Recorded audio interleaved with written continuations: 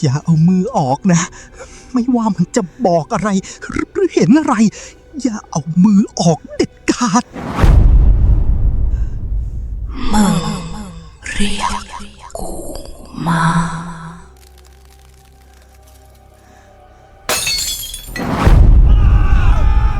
บางคำถามไม่ควรถูกถามตั้งแต่แรก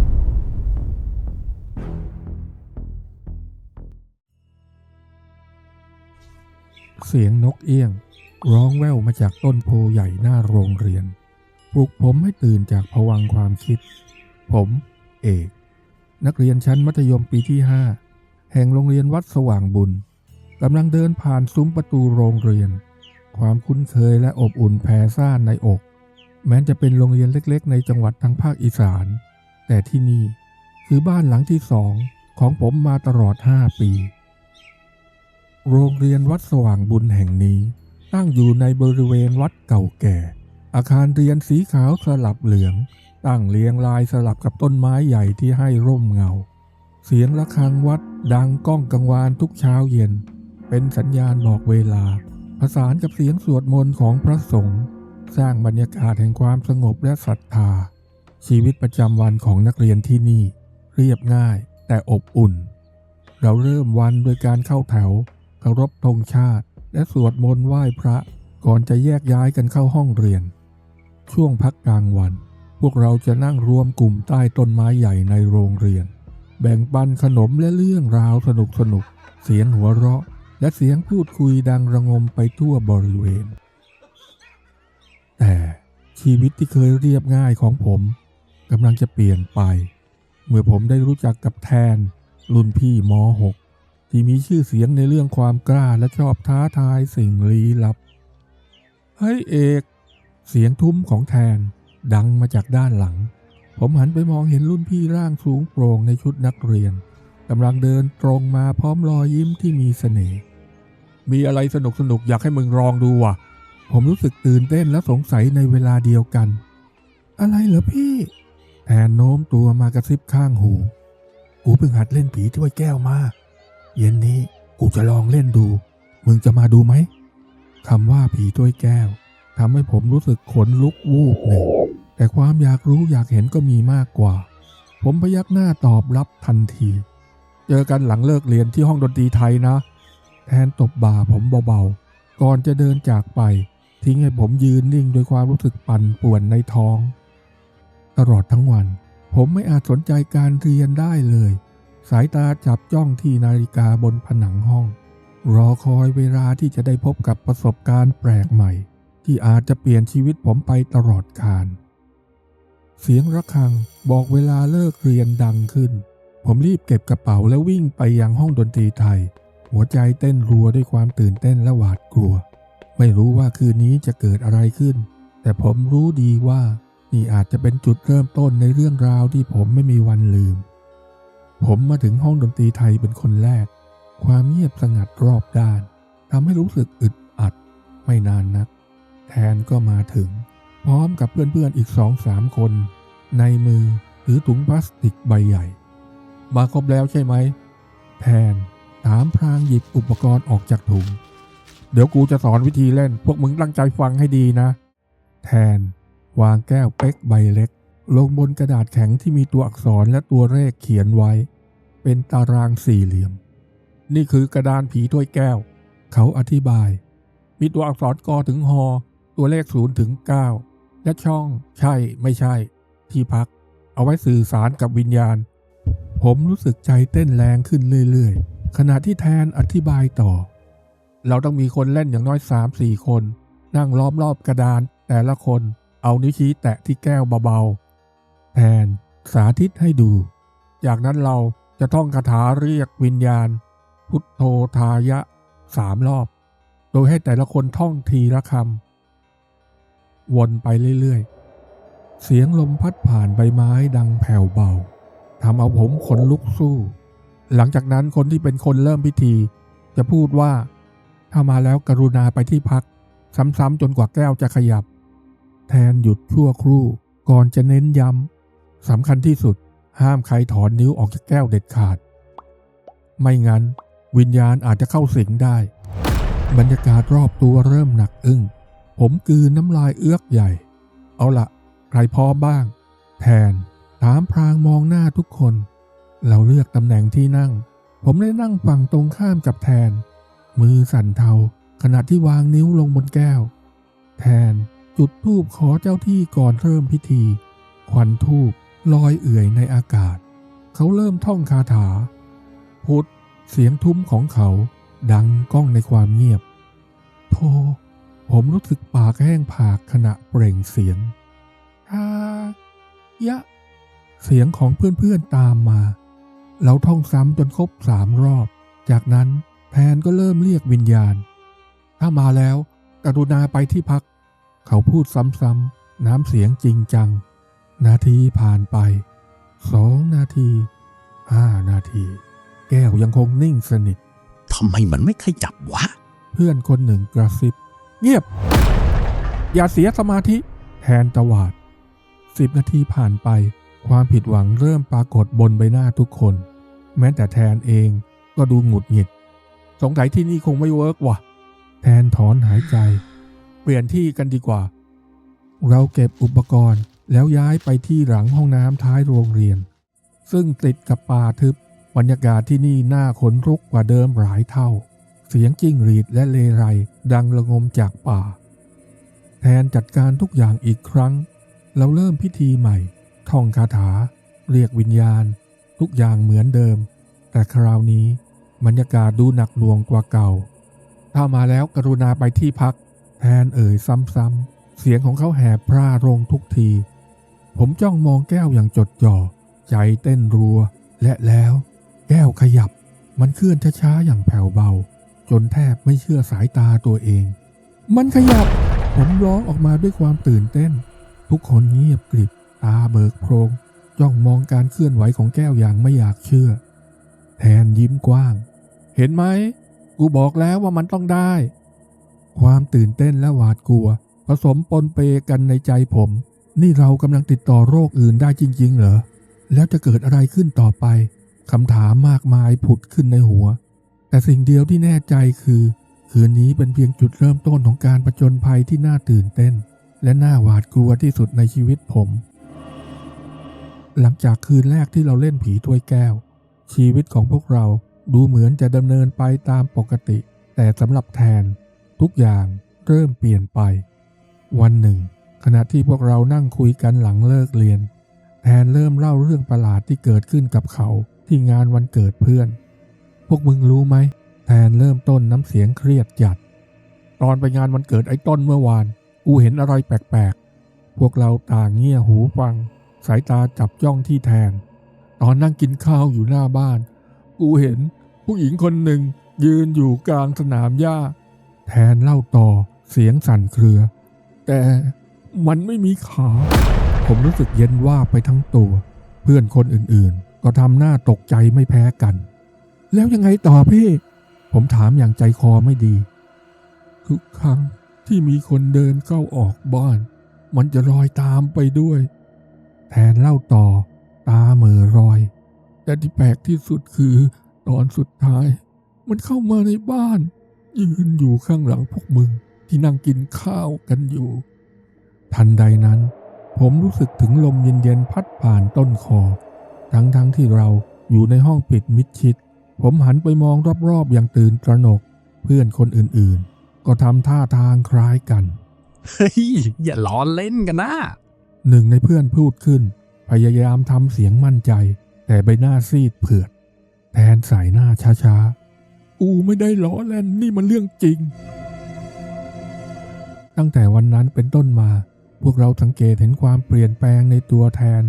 เขาดูหวาดระแวงตลอดเวลาสายตามักจับจ้องไปยังที่ว่างเปล่าบางครั้งเขาก็สะดุ้งโหยงโดยไม่มีเหตุผลในชั้นเรียนแทนมักนั่งเหม่อลอยไม่สนใจการสอนของครูบ่อยครั้งที่เขาหลับในห้องเรียนและเมื่อตื่นขึ้นมาเขามักจะมีอาการตกใจเหมือนเพิ่งฝันร้าย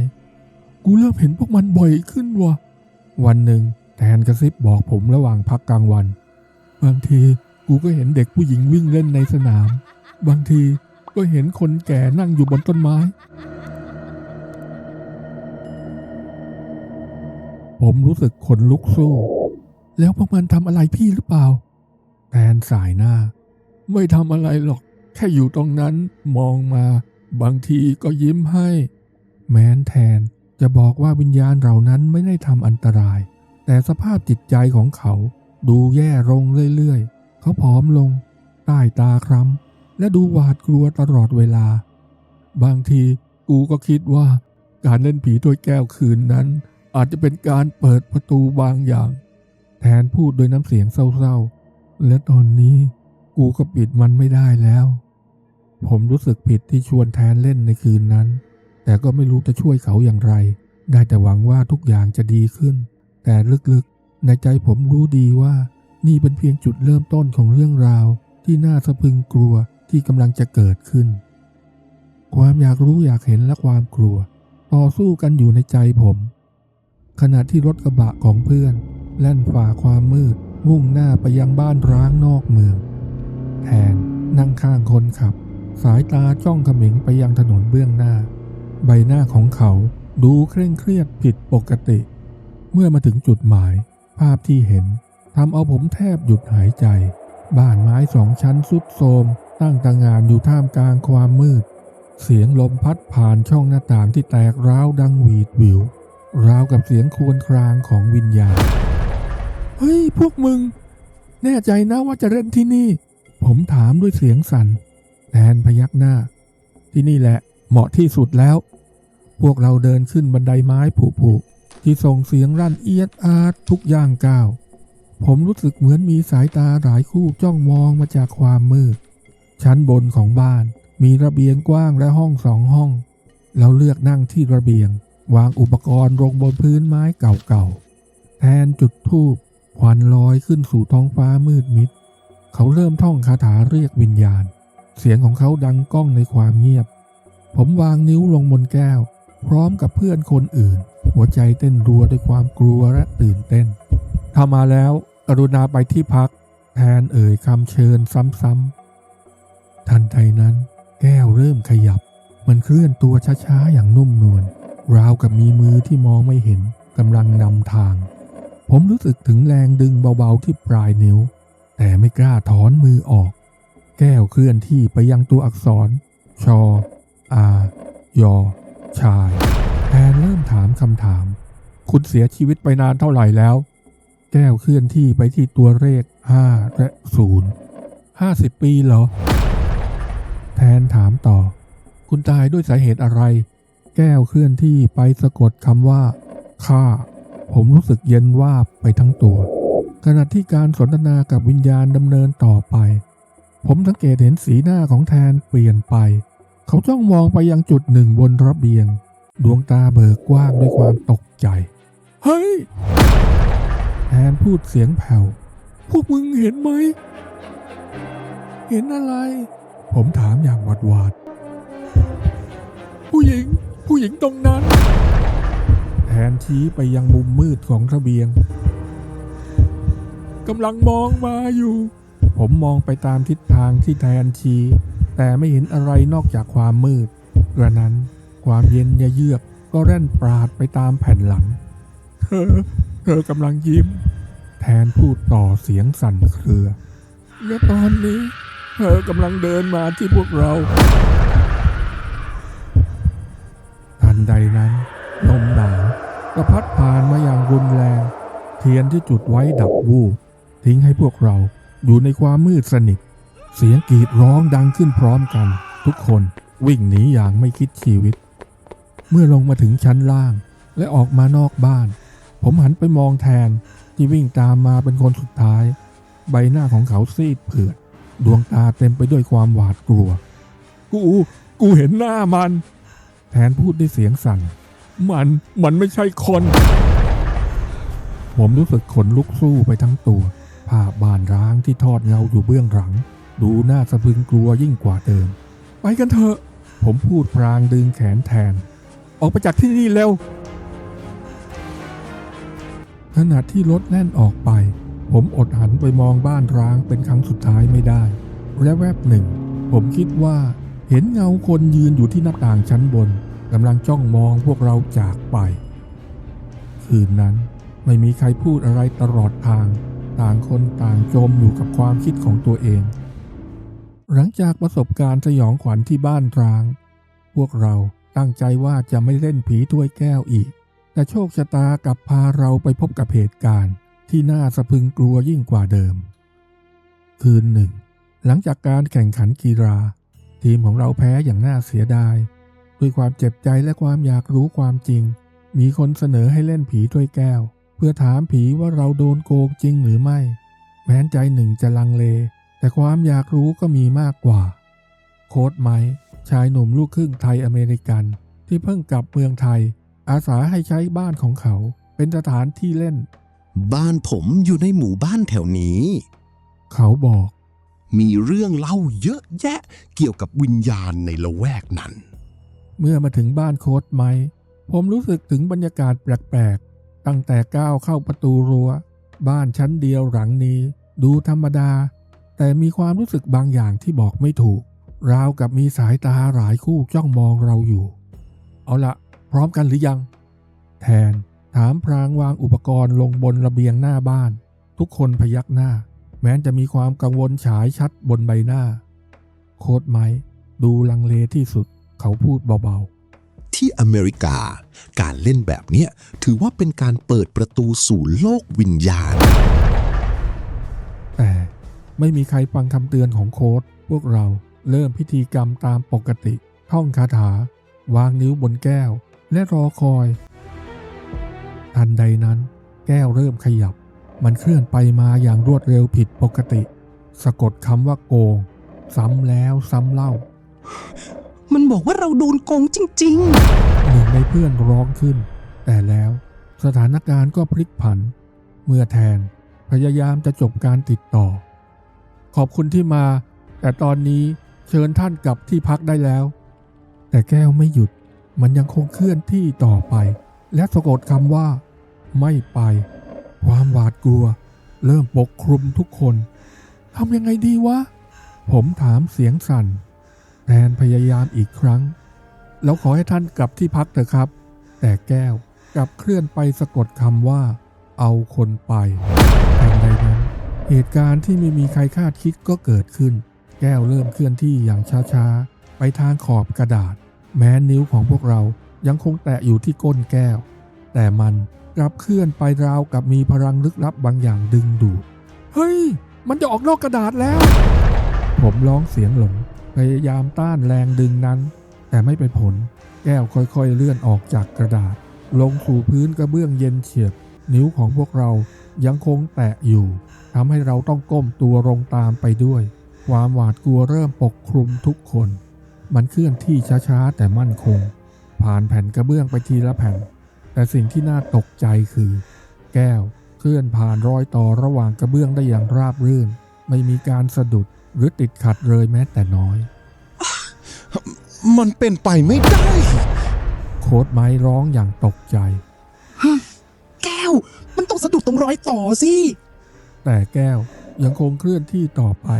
มุ่งหน้าสู่ประตูบ้านพวกเราถูกรากตามไปด้วยไม่กล้าปล่อยมือออกด้วยความกลัวว่าจะเกิดอะไรขึ้นมันจะพาเราไปไหนเสียงสั่นเครือของเพื่อนคนหนึ่งดังขึ้นเมื่อแก้วเคลื่อนที่ใกล้ถึงธรณีประตูความเย็นเยือกก็แผ่ซ่านไปทั่วร่างผมรู้สึกถึงแรงดึงที่แรงขึ้นเรื่อยๆราวกับมีมือที่มองไม่เห็นกำลังพยายามดึงพวกเราเข้าไปในอีกโลกหนึ่งปล่อยแทนตะโกนสุดเสียงทุกคนปล่อยมือเดี๋ยวนี้ในจังหวะเดียวกันพวกเราก็สลัดมือออกจากแก้วมันกระเด็นไปกระทบกับธรณีประตูและแตกกระจายทันทีเสียงกรีดร้องดังรั่นพวกเราวิ่งออกจากบ้านอย่างไม่คิดชีวิตหัวใจเต้นรัวด้วยความหวาดกลัวภาพของแก้วที่เคลื่อนที่ได้เองยังคงติดตาตึงใจนี่มันเกิดอะไรขึ้นกันแน่ผมถามด้วยเสียงสั่นเครือขณะที่พวกเรายืนกันอยู่หน้าบ้านโค้ชไมค์ไม่มีใครตอบทุกคนยังคงตกอยู่ในความหวาดกลัวและรู้ดีว่าเราได้เผชิญหน้ากับบางสิ่งที่เกินความเข้าใจของมนุษย์ไปแล้วหลังจากเหตุการณ์สยองขวัญที่บ้านโค้ชไมค์ ชีวิตของพวกเราไม่มีวันเหมือนเดิมอีกต่อไป โดยเฉพาะแทนและราที่ดูเหมือนจะได้รับผลกระทบหนักที่สุด เช้าวันรุ่งขึ้นแทนมาหาผมด้วยสีหน้าอิดโรยใต้ตาคล้ำเข้มกูฝันแปลกๆว่ะเขาเล่าเสียงสั่น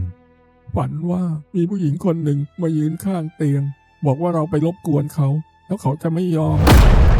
ผมรู้สึกเย็นว่าไปทั้งตัวแล้วยังไงต่อมันบอกว่าถ้าเราไม่ทำอะไรสักอย่างมันจะเอาพวกเราไปอยู่ด้วยแทนกลืนน้ำลายเอื้อกกูตื่นมาแล้วรู้สึกเหมือนมีรอยมือเย็นๆบนข้อมือในขณะเดียวกันร่าก็เริ่มมีอาการแปลกๆเขามักสะดุ้งโหยงโดยไม่มีเหตุผลบางครั้งก็พูดพึมพำกับตัวเองว่าเห็นเงาดำๆตามมาตลอดเวลาพวกเราต้องทำอะไรสักอย่างร่าพูดเสียงสั่นดวงตาเต็มไปด้วยความหวาดกลัวด้วยความกลัวพวกเราตัดสินใจไปขอคำแนะนำจากหลวงพ่อที่วัดใกล้โรงเรียนท่านฟังเรื่องราวของพวกเราอย่างตั้งใจก่อนจะสายหน้าช้าๆการเล่นผีถ้วยแก้วเป็นการเปิดประตูระหว่างโลกมนุษย์และโลกวิญญาณท่านอธิบายพวกเจ้าต้องทำพิธีขอขมาและปิดประตูนั้นให้ได้หลวงพ่อแนะนำให้พวกเราทำพิธีขอขมาโดยเริ่มจากการเตรียมเครื่องเส้นไหว้ประกอบด้วยดอกไม้ธูปเทียนและอาหารคาวหวานจากนั้นให้กลับไปที่บ้านโค้ดไม้ซึ่งเป็นจุดที่เกิดเหตุครั้งสุดท้ายพวกเจ้าต้องคุกเข่าลงจุดธูปเทียนแล้วกล่าวคำขอขมาด้วยใจที่บริสุทธิ์หลวงพ่อสอนจงขอขมาเจ้าที่เจ้าทางและดวงวิญญาณทุกดวงที่พวกเจ้าได้รบกวนขออโหสิกรรมและสัญญาว่าจะไม่ทำอีกคืนนั้นพวกเราทั้งหมดรวมทั้งโค้ดไม้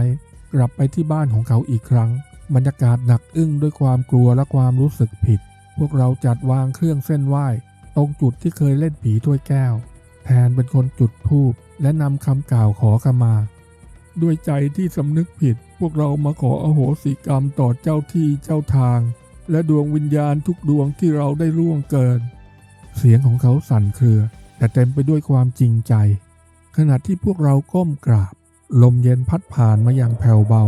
ผมรู้สึกถึงน้ำหนักบางอย่างที่เคยกดทับอยู่บนบ่าเบาลงเมื่อลืมตาขึ้นผมเห็นควันธูปลอยขึ้นไปเป็นเส้นตรงไม่คดเคี้ยวเหมือนตอนแรกหลังจากพิธีกรรมเสร็จสิ้นพวกเรารู้สึกโล่งอกขึ้นมากแต่ความอยากรู้ก็ยังคงมีอยู่เราจึงตัดสินใจสืบหาประวัติของหมู่บ้านนี้จากการสอบถามชาวบ้านแถวนี้เราได้รู้ว่าเมื่อ50 ปีก่อนเคยมีคดีฆาตกรรมสะเทือนขวัญเกิดขึ้นในซอยนี้เหยื่อเป็นหญิงสาวที่ถูกฆ่าอย่างโหดเหี้ยมคนแถวนี้บอกว่าบางคืนจะเห็นวิญญาณของเธอลอยไปมาในซอยหญิงชราคนหนึ่งเล่าให้เราฟังว่าเธอมักจะปรากฏตัวให้เห็นเวลามีเรื่องไม่ดีกำลังจะเกิดขึ้นคำบอกเล่านี้ทำให้พวกเราขนลุกสู้นึกถึงภาพที่แทนบอกว่าเห็นในคืนนั้นวันรุ่งขึ้นหลังเหตุการณ์นั้นผมกลับไปที่บ้านโค้ดไม้อีกครั้งเพื่อพิสูจน์ให้แน่ใจว่าสิ่งที่เห็นเป็นเรื่องจริงผมนำแก้วใบใหม่มาทดลองเลื่อนบนพื้นกระเบื้องแต่ไม่ว่าจะพยายามอย่างไรแก้วก็ต้องสะดุดที่รอยต่อระหว่างแผ่นกระเบื้องทุกครั้งมันเป็นไปไม่ได้ผมพึมพำกับตัวเองนึกถึงภาพแก้วที่เคลื่อนผ่านรอยต่อกระเบื้องราวกับมันไม่มีอยู่แล้วคืนนั้นมันเกิดอะไรขึ้นกันแน่คำถามนี้ยังคงคาใจผมมาจนถึงทุกวันนี้มันเป็นเครื่องเตือนใจว่ายังมีสิ่งลี้ลับอีกมากมายในโลกนี้ที่เราไม่อาจเข้าใจได้ทั้งหมดชมคลิปจบแล้วอย่าลืมกดไลค์กด Subscribe แล้วสั่นกระดิ่งแจ้งเตือนเพื่อที่จะได้ไม่พลาดคลิปต่อไปนะครับ